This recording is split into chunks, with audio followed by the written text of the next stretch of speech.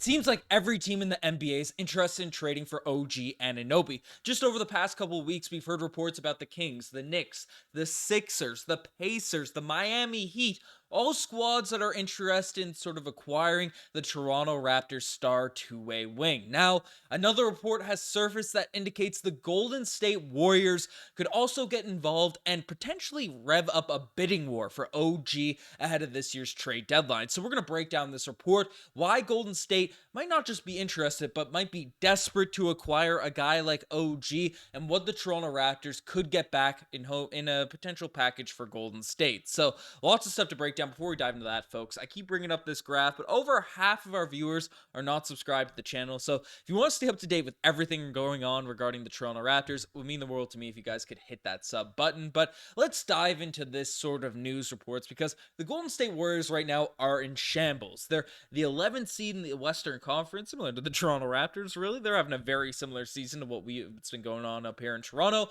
but Golden State is currently 11th, despite the fact Steph Curry is still having a remarkable year. But the rest of that team, things have not been working out in terms of how everything's been rolling. Basically, yesterday news came out that Golden State is going to be, the NBA is suspending Draymond Green indefinitely after he threw a wild punch straight to Yusuf Nurkic. So that was a pretty crazy moment, and apparently he has to go through some sessions in terms of anger management and stuff in order to prove that he's safe to enter back into the NBA. So that's an interesting piece there. It's a huge loss for Golden State. Then we can also look at the reports, because both Klay Thompson and Andrew Wiggins have not been good this season. They haven't been living up to expectations, and it got to the point yesterday where it didn't feel like a night to have a lot of patience, and Steve Kerr ended up benching Klay Thompson and Andrew Wiggins, and news came out recently that Andrew Wiggins might be a guy that's coming off the pine permanently, or at least moving to a bench position for the Golden State Warriors, because things just haven't been working out. And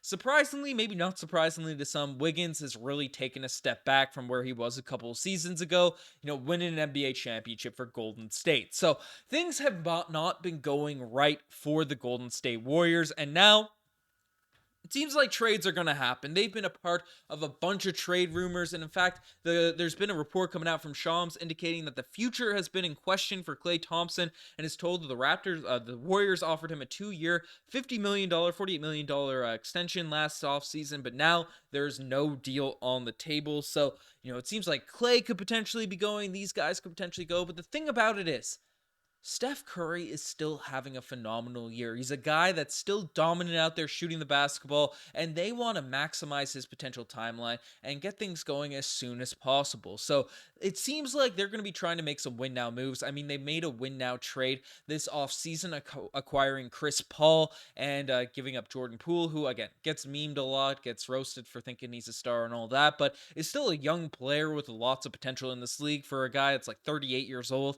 And again, one of the greatest point guards of all time, but is 38 years old, averaging less than 10 points per game in the season. So they made some win now moves, and it seems like they're going to want some guys that are capable of, one, playing defense, because the defense has been the reason.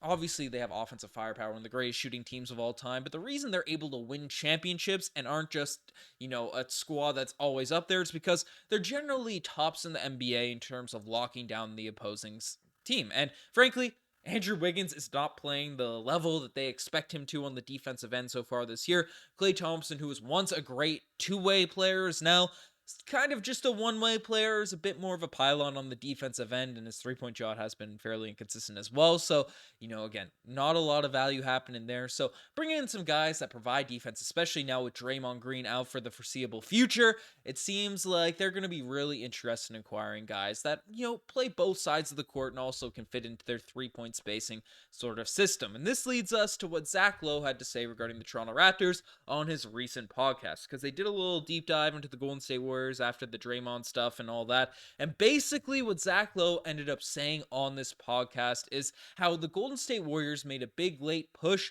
for OG Anunoby last season, and he expects the Golden State Warriors to come out and basically get back involved in the OG Anunoby sweepstakes from everything he's been hearing, and potentially start up a bidding war for the Raptors' two-way wing out there on the open market. And this is really interesting because, again, The Golden State Warriors are a team that has been linked to Pascal Siakam, OG Anunoby for a fairly long time, and now they are in an extremely desperate situation because even though the Raptors are in a similar spot in the standings and things along those lines, we don't have, a top 10, top 15 player of all, an NBA history on our roster that's sort of aging out, and you have a window that you can sort of compete with just for the next probably couple of seasons. So the Warriors are definitely on much more of a strict time clock than the Toronto Raptors. Obviously, the Raptors are a little bit desperate given the free agent situations we have with some of our top guys, but the more desperate our potential trade partners are, the more we can milk them for potential assets, more value we could get in return because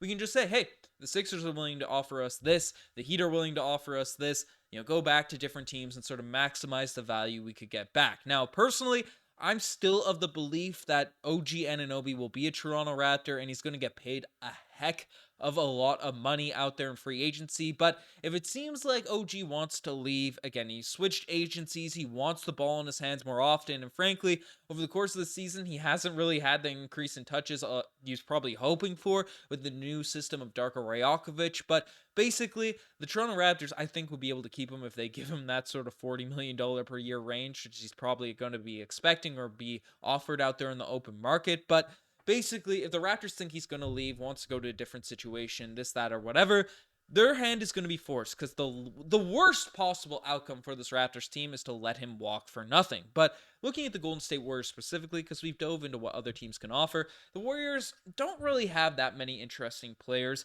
at face, at the surface level. I mean, Moses Moody is a guy with potential, with, some floor spacing abilities, all that type of stuff. Kuminga has been the guy that we know Masai Ujiri's been interested in, year out.